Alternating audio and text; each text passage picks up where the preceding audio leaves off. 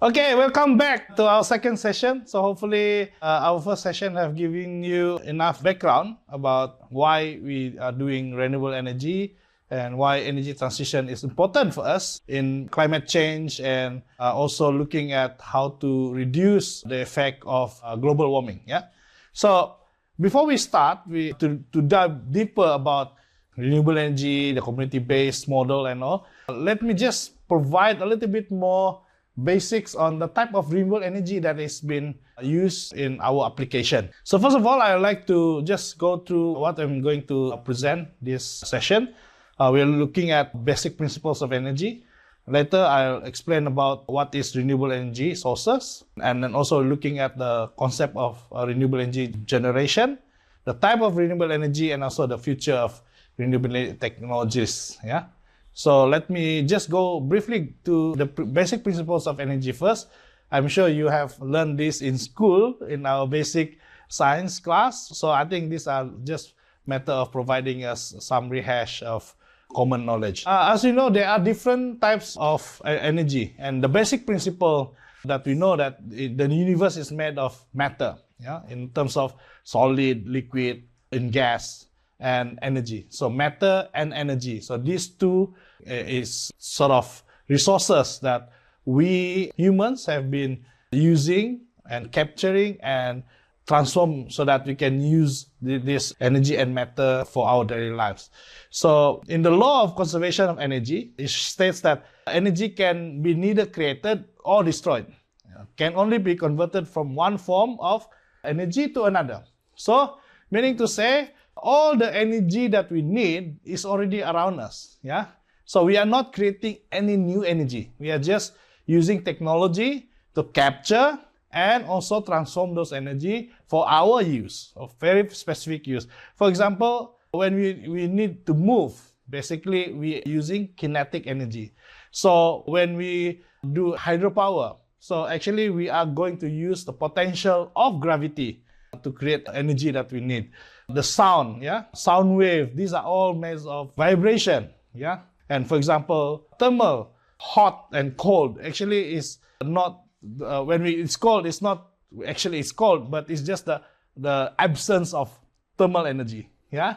So meaning to say the sun have been providing us free energy since the universe is created, okay.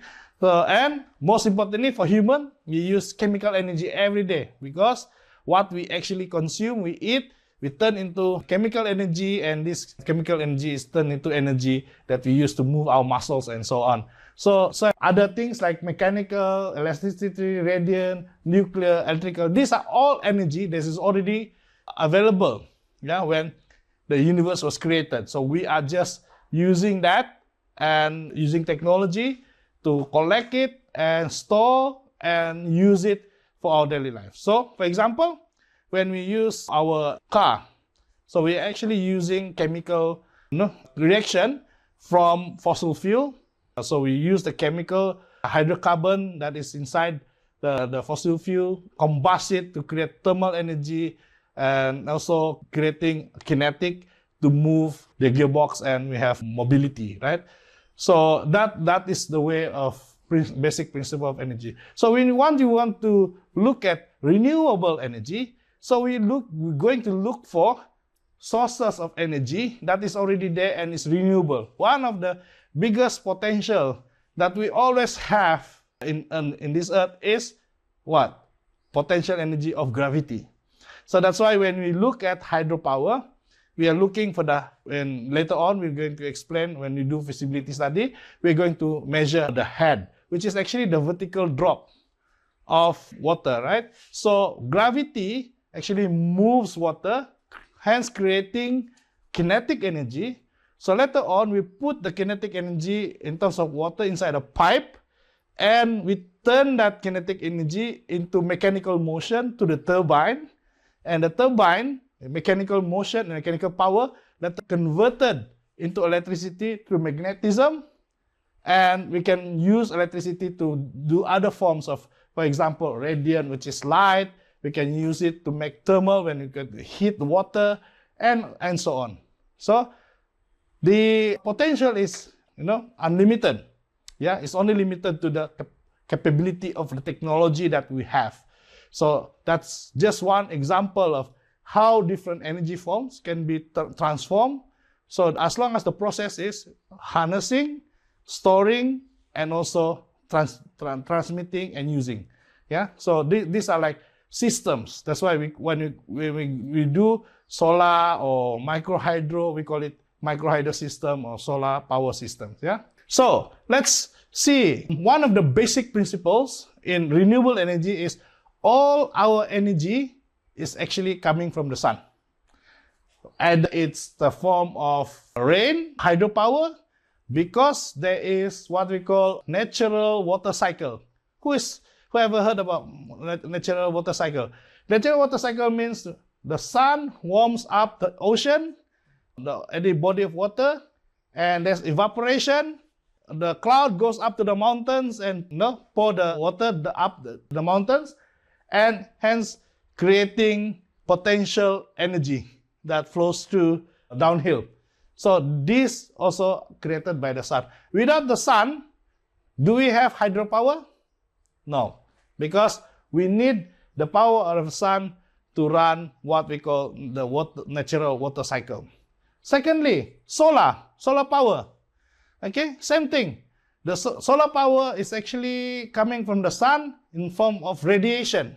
Billions or even trillions of photons. It's actually in the form of photons or particles that comes out from the sun, travel millions of kilometers to reach Earth, goes through our atmosphere, and we capture that using solar cells.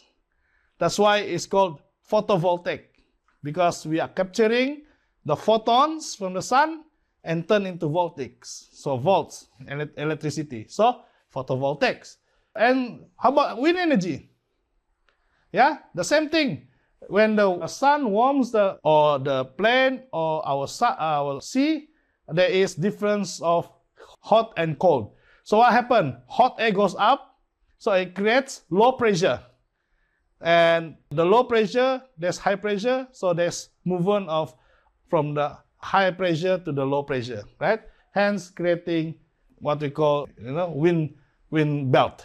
Yeah, and with this wind belt, we can put our wind farms, and we can turn and create again the wind actually capturing the turn it into kinetic energy and transform into electrical power. Yeah, so that is what the sun. How about biomass? How about plants? It's the same thing. So what happened is the sun provide energy to our forests. So the forest will, through photosynthesis, trees and plants capture carbon, turn into glucose and so on, and later on becomes biomass, and that biomass becomes carbon, and then when they die, they deposit the carbon inside the soil. But when we burn the biomass, it creates thermal energy, right? So carbon dioxide is being released to the environment, and we get the thermal energy. So again, it's actually all powered by the sun. So whatever power from the sun that was harnessed by plants millions of years ago is also stored in the form of coal, fuel, oil, and so on. Yeah.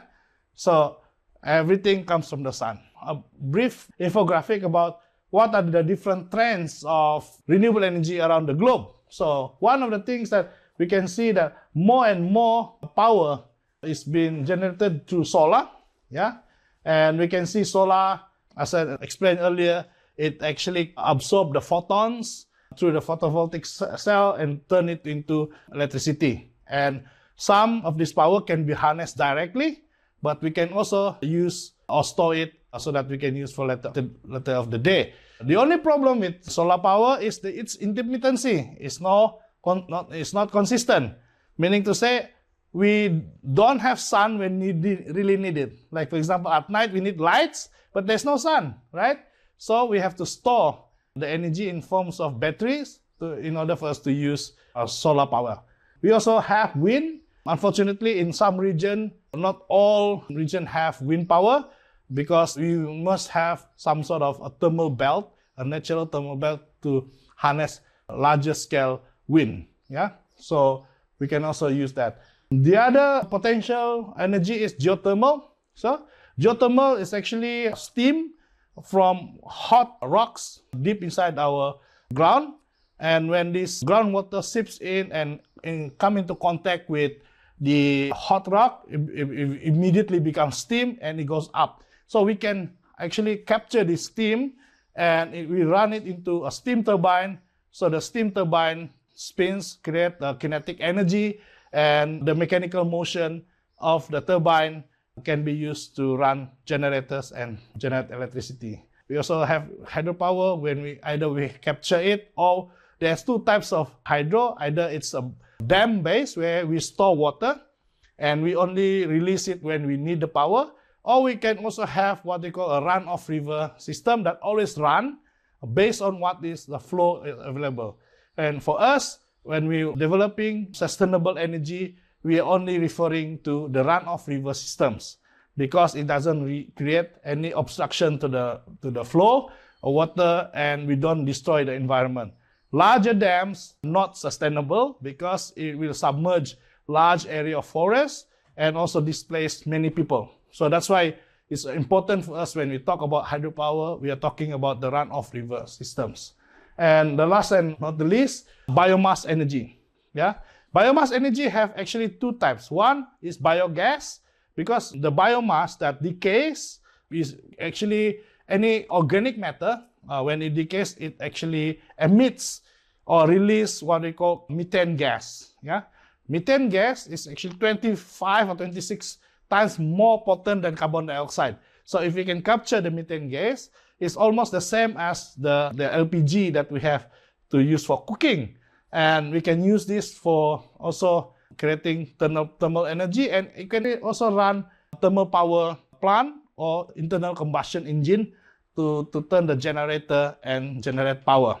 Yeah, so these are the different types of major renewable energy that is out there. There are other types of renewable energy, but it's still under development. So these are the 5 major renewable energy that is being used for our daily lives. I want to see that there is one concept of what we call process. Yeah, this is the process of harnessing energy. First, we need to harvest. Yeah, we need to collect the energy. Yeah, so energy is not everywhere. It's not in one place. They are everywhere. So we need to collect it. For example, if we are doing it, you're doing hydropower, meaning to say we have to have an intake. Yeah, like a scoop or some sort of small weir to channel that energy into an intake. For solar panel, what solar power? We need to use solar panels and solar arrays to collect that solar radiation. Yeah. For biomass, we need to collect the biomass. Yeah. We have to collect that. And then we need to store it. There must be some sort of storage.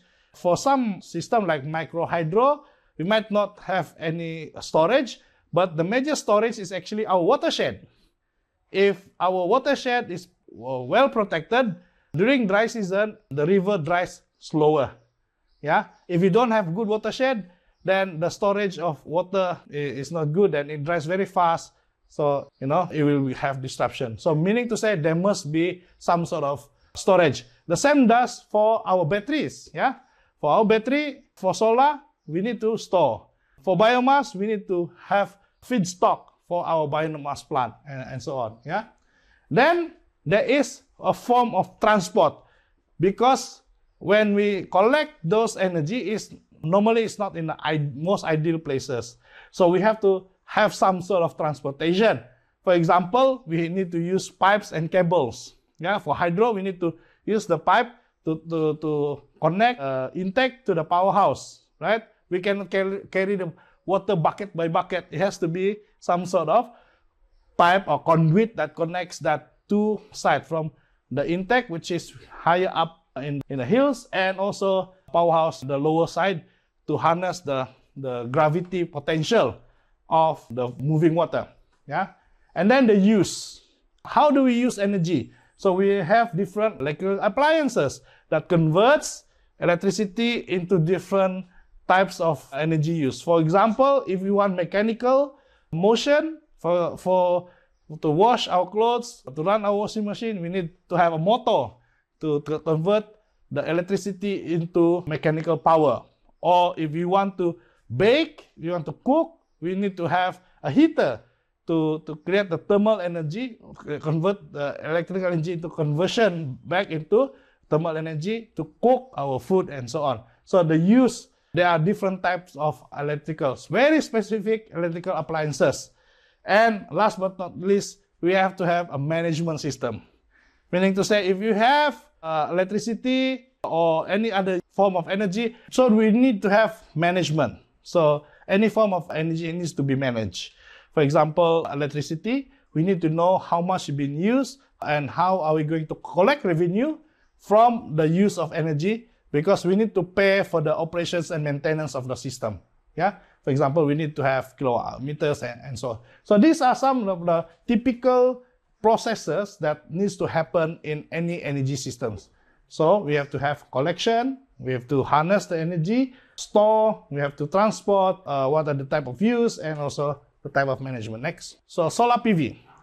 So for those of you who are not familiar about solar power, let me just briefly explain about how actually the photovoltaic system works. Yeah. So when we say solar, so solar power means that there is actually a combination of different system inside the system. Yeah. For example, inside the solar panels, a panel means where you have this one panel of glass that has very small cells. So the smallest unit inside the panel is called the solar cell. Yeah.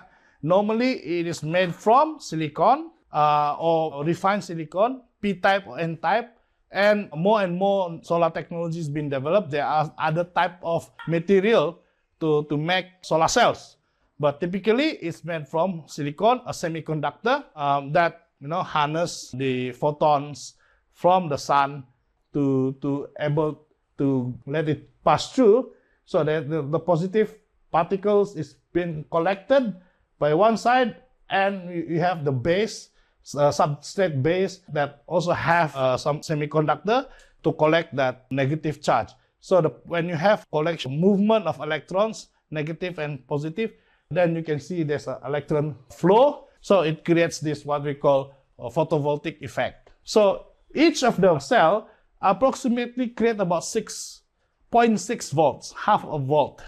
Yeah.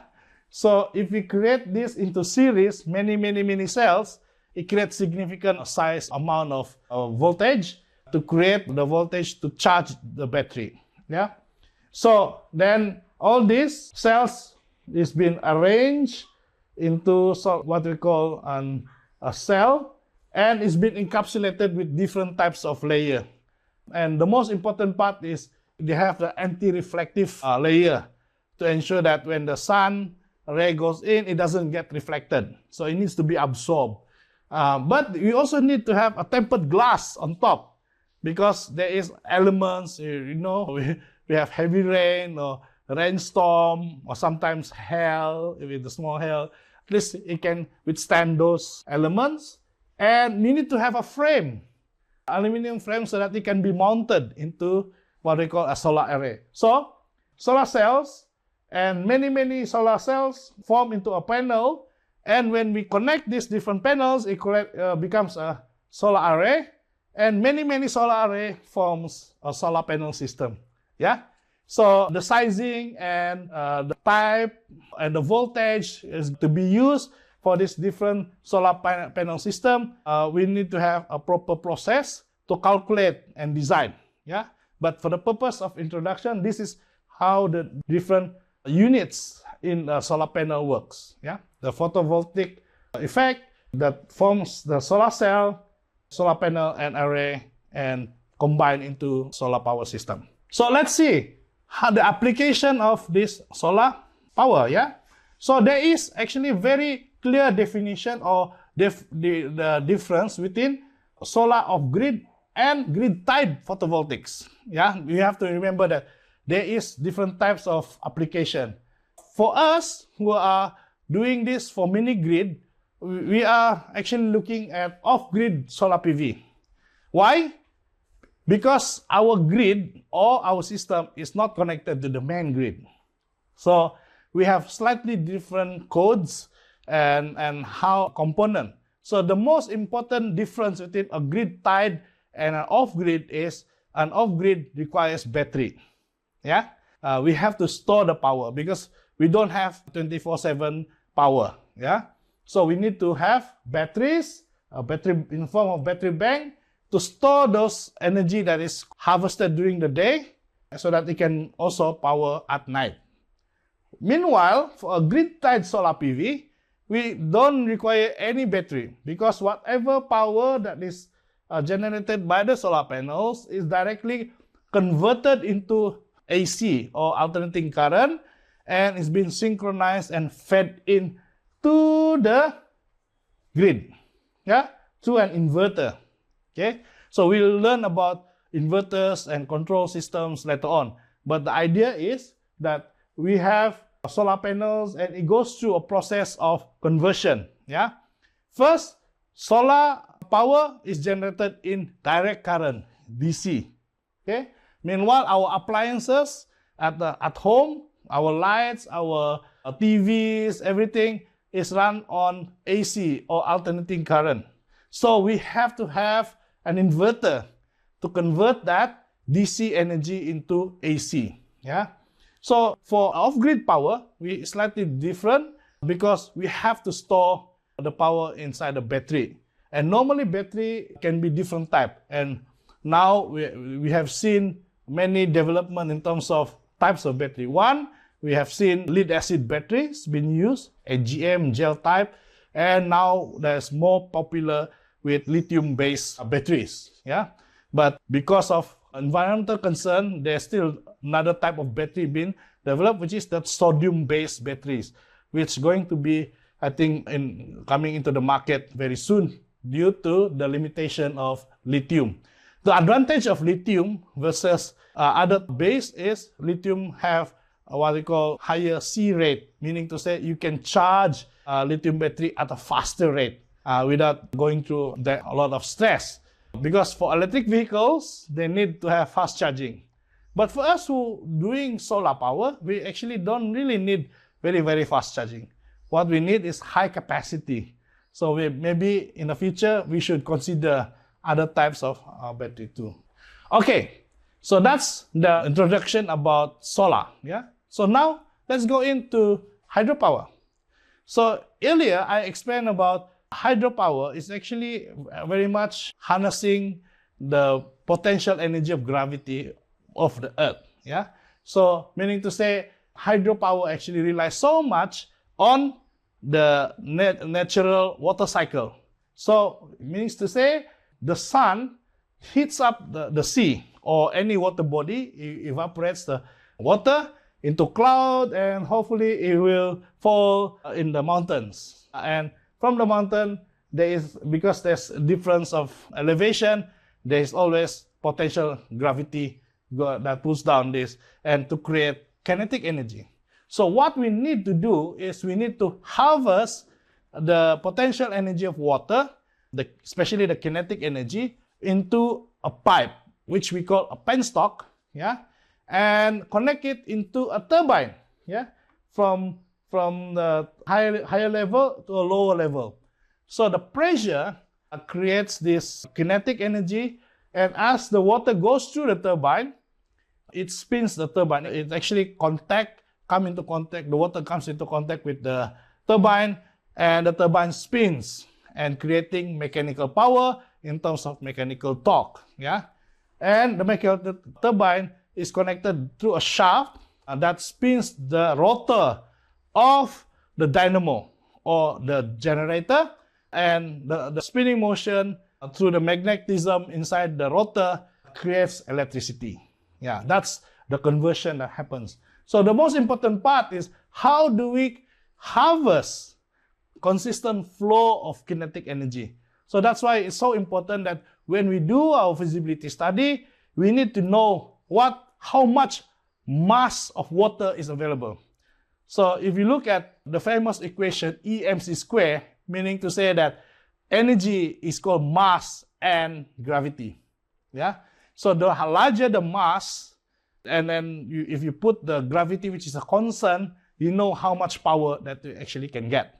But it all depends on the efficiency of your system, how much losses in the pipes, and efficiency of turbine that converts this kinetic energy. That is how mechanical power is created, and hence calculating the hydropower. Typically, there is two types of hydropower.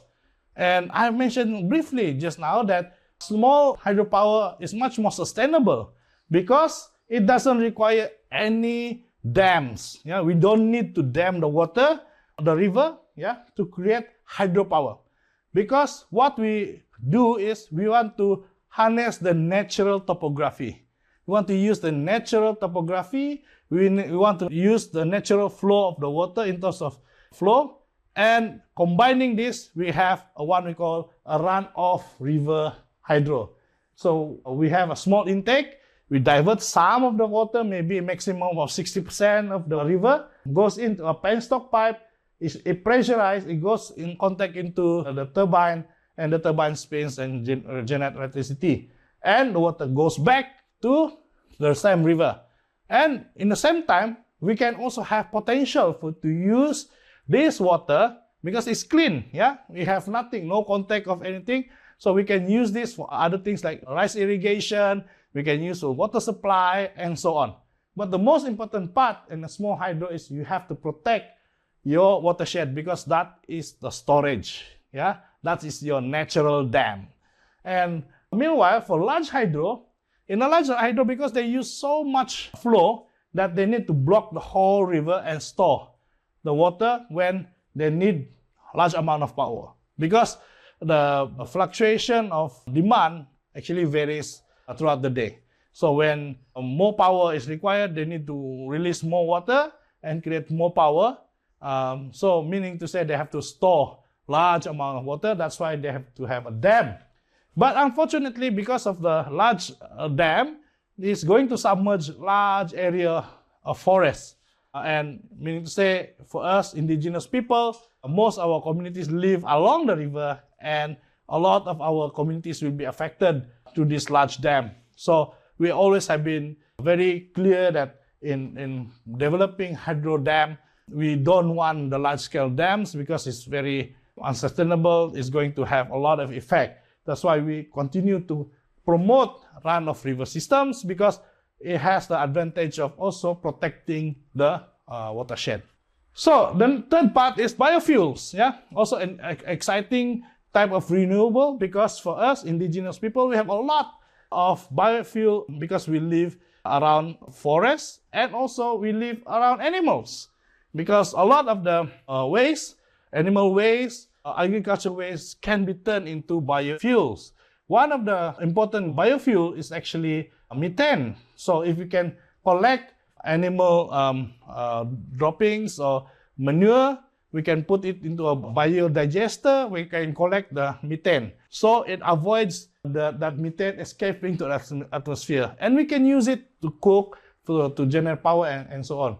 So biofuel is actually a natural carbon cycle powered by the sun. Again, the sun. Because the sunlight provides the energy that used by the plants in photosynthesis.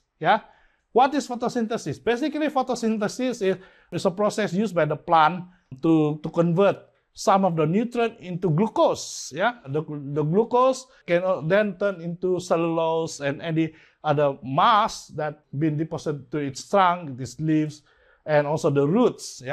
And those nutrients or leaves have been eaten by the animals, and the animals also create droppings and so on and create this natural carbon cycle. But the most important part is we can also use biomass as part of the biofuel to create thermal. And for many generations, since discovery of fire by humans, we have been using biofuel in terms of firewood.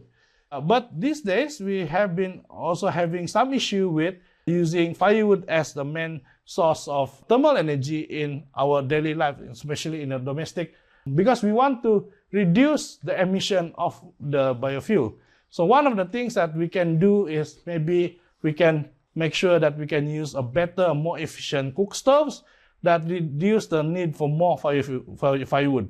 The lesser firewood you use, the better for the environment, and also reducing the smoke and also the other pollutants. But the most important part is we can also use other form of biofuel, for example, edible oil, but these are also something that is very controversial because the biofuel is supposed to be, basically vegetable oil is supposed to be for human consumption and not for our cars. Yeah, but again, a biofuel is something of interest for us because we have a lot of these resources surrounding our village, our ancestral territories, and so on. So I just want to go through the biogas reactor. For those who are interested in doing biogas, I think these are something that we can do, especially if we have a lot of livestock.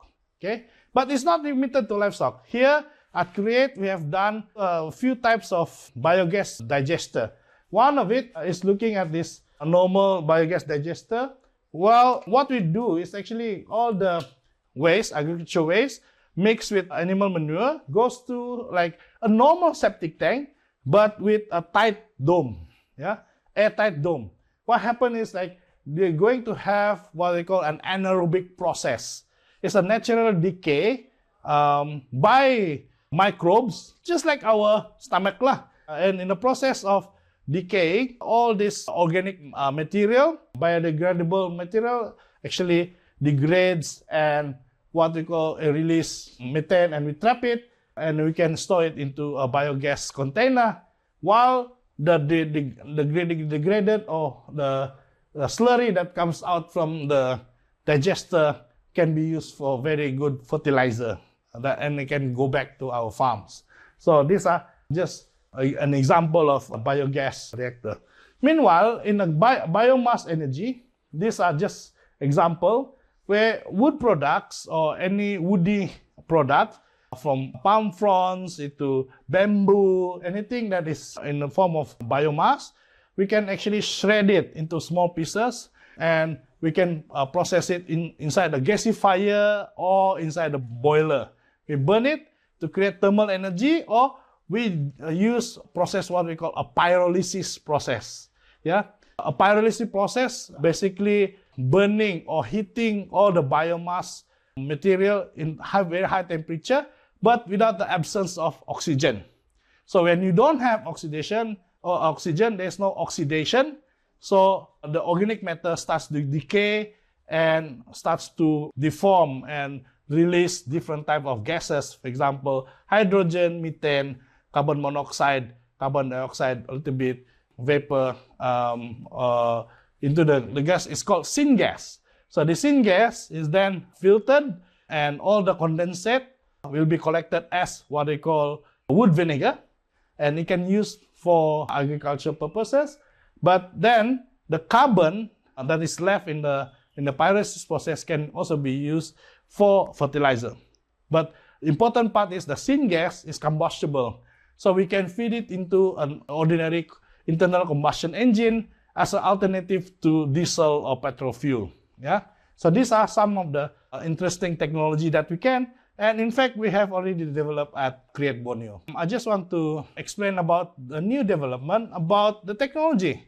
Because a lot of the time, we have seen hydro, solar, or biomass, or biogas has been done solely. But unfortunately, a lot of the time, a single fuel system always have a problem because we also have the threat of climate change, because we have different pattern. For example, longer drought or more severe floods, meaning to say that when you have more severe floods, your energy system, such as the hydropower, gets threatened. If it's dry and there's no power, meaning to say there's no water, there's no power. So we have to have a hybrid. So what we have done in Tonibung is we have to look at how we can combine this different technology into a hybrid system. So for example, recently we have developed this project in Walo, where we use solar and hydro combined together to become a hybrid system, because we want to climate proof, make it more climate resilient system. For example, if we just use hydro system, during dry season, there's not enough water, so there's no power for the community. So we put solar panels. So during dry season, we have more sun, meaning to say majority of the power comes from the solar panels. And during rainy season, which is going to be much more severe, much more longer, we can also use hydropower to top up the inability of the solar panels to generate enough power, right? So we have two systems that comes in hand. And this combine into a system, and we want to combine this into even biogas generator. So hopefully in the future, because we are also developing what we call syngas gasifier, so we can also have syngas generator, and if you run into problem, we can run the biogas generator to produce the energy. So these are the potential of renewable energy that can be combined together to form a hybrid system. The most important part is actually the control unit, because again, the different type of energy produce different type of power, energy from DC and AC, and also the voltage is also different. So we have to come up with a standard. We have to come up with a standard on how to make sure that it can be compatible to each other, so that it can still power the loads irrespective of what the output from the different system is. Okay, so I think that's all for now. That's the explanation about why we have renewable energy and the different technologies to that. So I hope that this explanation have provided a little bit of insight on what is out there and how we can harness the different energy potential that we have in our surrounding environment. Thank you very much.